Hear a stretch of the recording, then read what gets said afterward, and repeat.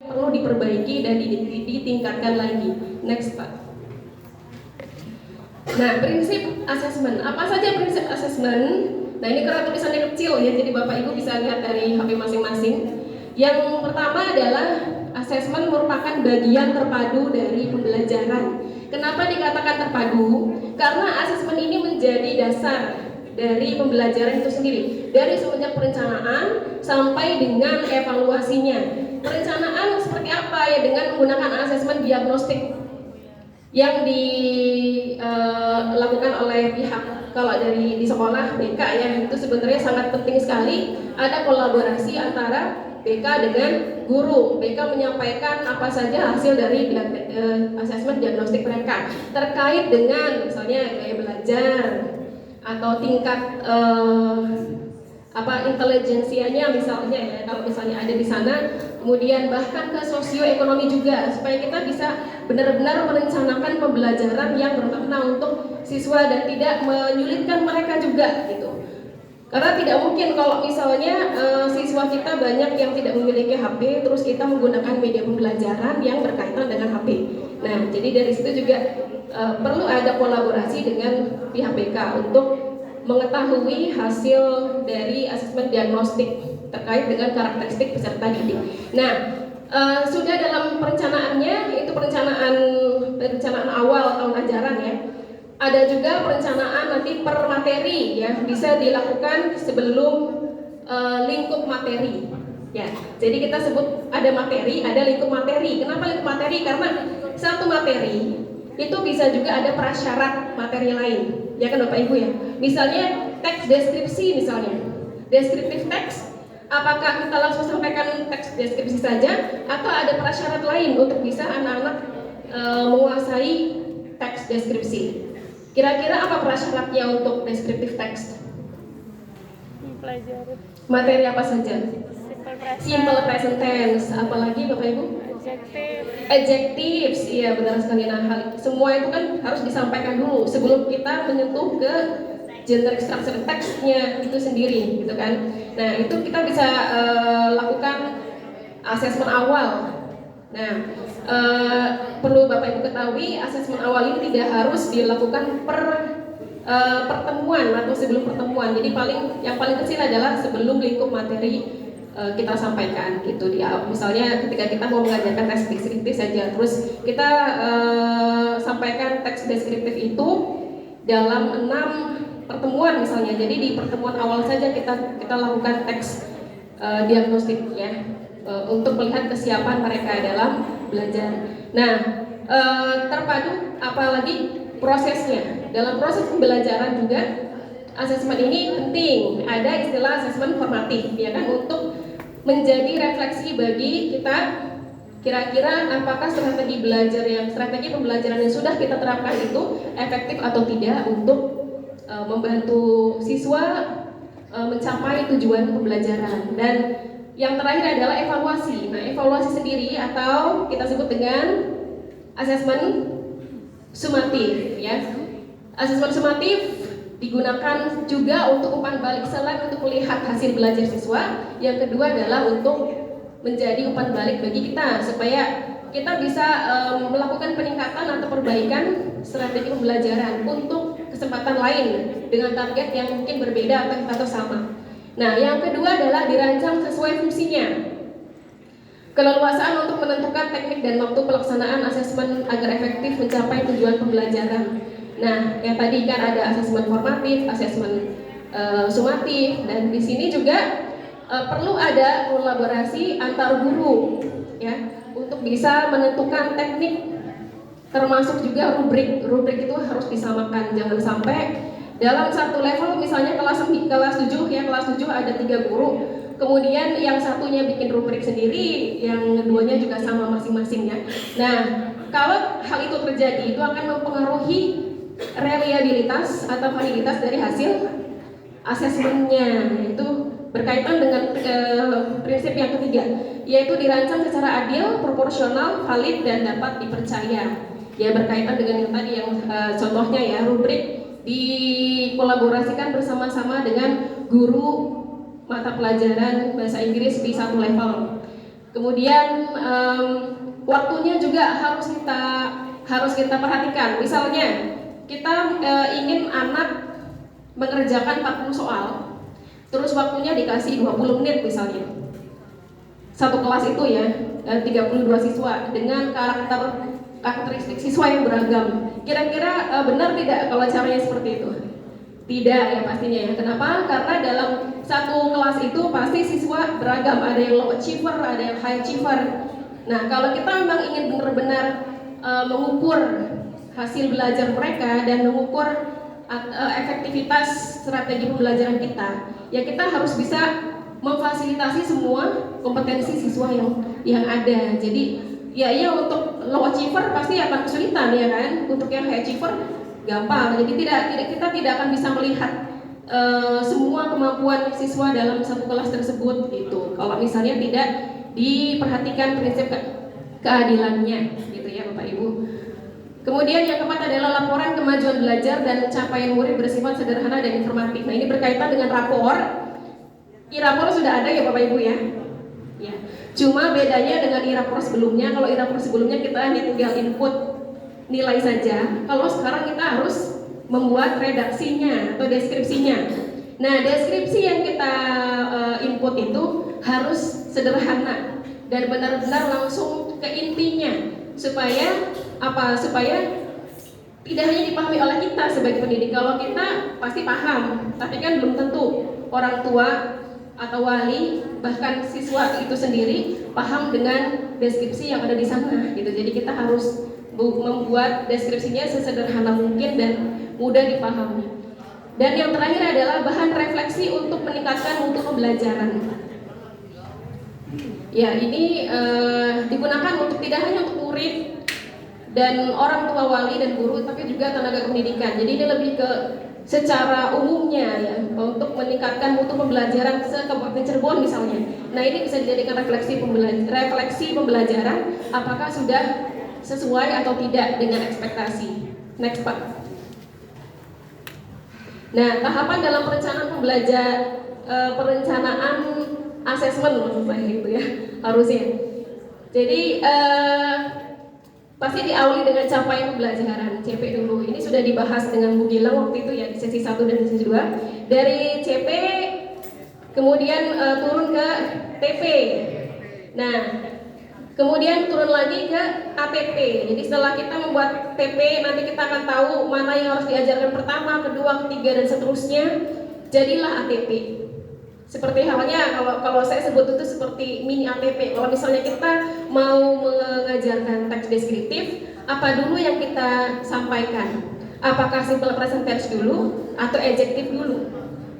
Teksnya kapan? Gitu. Kita bisa buat semacam mini ATP itu ya. Nah, kemudian yang terakhir baru merancang pembelajaran dan asesmen. Bahkan asesmen ini seharusnya di awal, sebelum Bapak Ibu membuat kegiatan pembelajaran, sebelum merumuskan apa saja kegiatan pembelajaran yang harus dilakukan di kelas gitu. Kenapa? Karena supaya tahu kan kegiatan pembelajaran juga harus disusun dari yang paling sederhana atau yang paling mudah sampai dengan yang paling kompleks ya. Nah, jadi kita harus membuat justru asesmennya di awal sebelum kita membuat rumusan atau susunan kegiatan pembelajaran. Next Pak. Apa saja jenis asesmen? Nah, saya yakin Bapak Ibu juga sudah tahu ini ada 3 istilahnya ya. Asesmen as learning, assessment for learning, dan assessment of learning. Assessment as learning ini berfungsi sebagai asesmen formatif dan fungsinya adalah untuk merefleksikan proses pembelajaran. Jadi assessment as learning ini dilakukan selama proses pembelajaran berlangsung ya. Jadi ada dalam kegiatan-kegiatan pembelajaran yang kita buat gitu. Nah, yang kedua adalah assessment for learning. Fungsinya untuk perbaikan proses pembelajaran. Dan masih disebut juga sebagai asesmen formatif. Nah, kalau misalnya tadi kita ambil contoh lagi teks deskriptif, ada lingkup, sebagai lingkup materi ya. Ada materi-materi prasyarat, adjektif, kemudian simple present tense. Nah, nanti assessment for learning ini bisa dilaksanakan setiap akhir pembelajaran adjektif misalnya. Kemudian pertemuan selanjutnya kita fokus ke simple present tense. Nah, kita lakukan assessment itu disebut juga assessment for learning, sama ya. Sedangkan yang ketiga adalah assessment of learning, untuk mengevaluasi pada akhir proses pembelajaran berfungsi sebagai asesmen sumatif. Nah, di akhir tadi kalau kita menyampaikan teks deskriptif, berarti poin utamanya kan teks deskriptifnya. Misalnya tujuan akhirnya adalah peserta didik mampu menulis teks deskriptif menggunakan target vocabulary dan kalimat dan struktur kalimat yang tepat atau simple present tense. Itu adalah tujuan akhirnya. Di pertemuan ke-6 misalnya ya. Nah, pertemuan ke-6 kita lakukan asesmen. Itulah asesmen sumatif akhir lingkup materi. Karena sumatif tidak hanya pada saat PAS atau misalnya akhir fase. Ada sumatif akhir lingkup materi juga. Begitu Bapak Ibu. Dan sumatif akhir lingkup materi ini akan menjadi salah satu menjadi ini jadi untuk nilai rapor. Sebelum nilai rapor itu ada nilai. Nah, itu nilai sumatif per lingkup materi yang kita masukkan di sana supaya jadi ada nilai akhir, nilai rata-rata sumatif, kalau tidak salah sumatif harian ya. Oke, next Pak. Nah, apa perbedaan paradigma assessment sebelumnya dengan yang sekarang di kurikulum Merdeka? Kalau kita lihat dari piramida itu sangat jelas sekali antara assessment as learning dan of learning porsinya berbeda. Kalau sebelumnya yang ditekankan adalah assessment of learning yang lebih banyak dilakukan, dalam kurikulum Merdeka yang lebih banyak dilakukan adalah assessment as learning. Jadi prosesnya yang lebih kita titik beratkan. Gitu. Next Pak. Nah, sekarang apa karakteristik dari asesmen formatif dan sumatif? Kita bisa lihat perbandingannya. Formatif itu terpadu dengan proses pembelajaran, tadi sudah dijelaskan sebelumnya. Kemudian sedangkan sumatif adalah untuk alat ukur mengetahui pencapaian hasil belajar. Ya, jadi kalau itu lebih ke alat ukur pencapaian hasil belajar saja.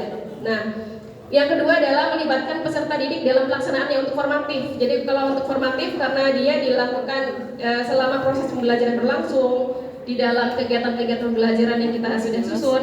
Jadi tidak hanya guru yang mengukur pencapaian siswa, tapi juga siswa bisa saling memberikan umpan balik. Sedangkan sumatif, capaian hasil belajarnya dibandingkan dengan KKTP atau kriteria capaian. Nah, perbedaan yang ketiga adalah untuk yang formatif memperhatikan kemajuan penguasaan dalam berbagai ranah, meliputi sikap, pengetahuan, dan keterampilan ya.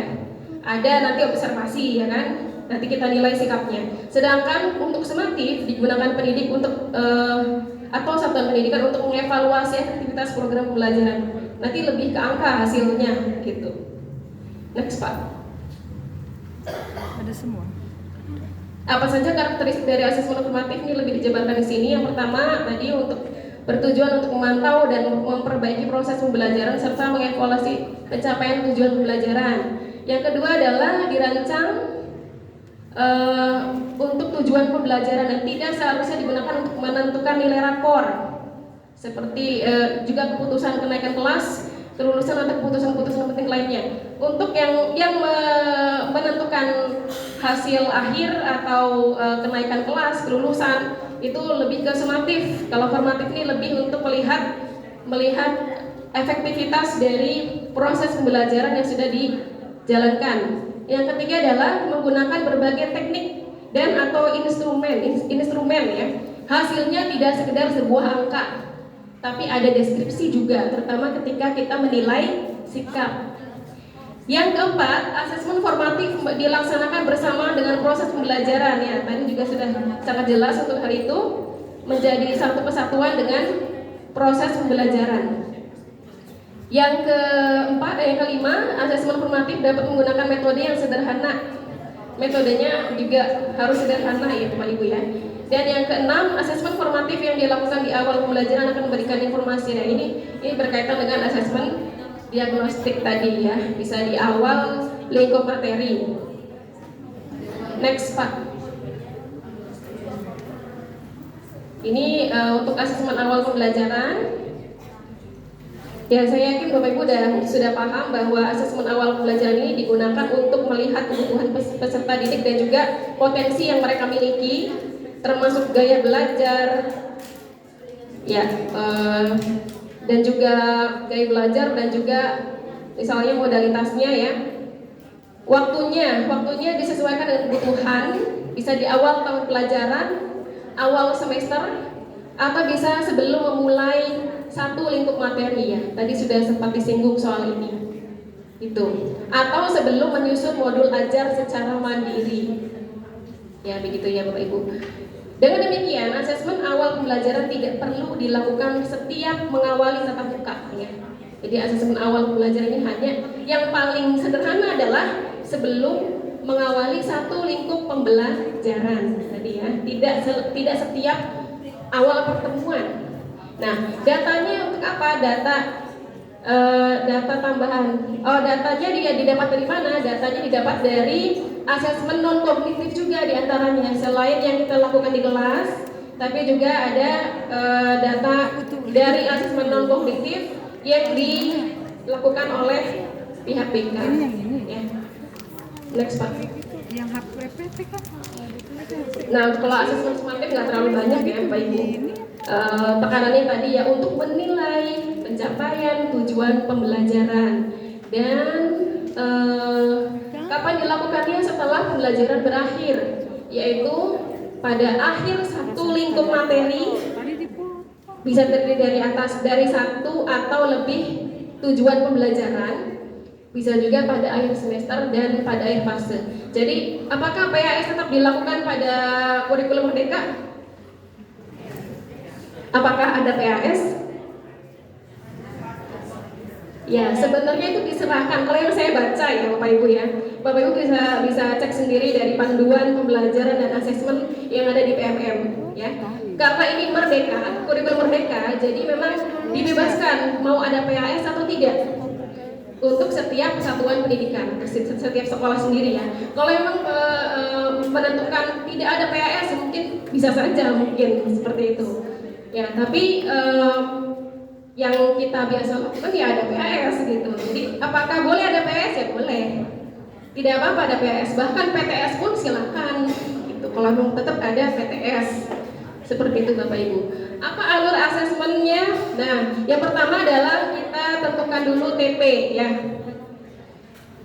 Sesuai alur perkembangan dimensi. Tahap kedua adalah merancang indikator. Kemudian kita langkah ketiga adalah menyusun strategi asesmen, termasuk menyiapkan alat ukurnya, diantaranya rubrik ya contohnya ya. Langkah selanjutnya adalah menyiapkan instruksi atau panduan untuk murid. Nah ini instruksinya harus jelas ya, ini juga karena kalau instruksi tidak jelas bisa jadi akan mempengaruhi hasil asesmennya. Selanjutnya mengolah hasil asesmen dan bukti pencapaian peserta didik untuk membuat inferensi atau kesimpulan mengenai pencapaian peserta didik terhadap tujuan pembelajaran, dan terakhir adalah menyusun rapor. Itu untuk alur asesmen ya Bapak Ibu. Apa saja teknik asesmen yang bisa kita gunakan? Banyak sekali dan memang harus dilakukan, tidak hanya satu jenis asesmen, harus bervariasi. Yang pertama observasi, penilaian, yang kedua penilaian kinerja atau performance test ya. Seperti praktik, role play juga termasuk dalamnya ya. Bisa juga ada produk ya, di penilaian kinerja ini ada produk. Bisa juga proyek ya, dan portofolio. Kemudian yang ketiga adalah tes tertulis, termasuk yang uraian dan tes lisan serta portofolio ya. Bapak Ibu bisa lihat sendiri deskripsinya di sana. Karena maaf waktunya ya.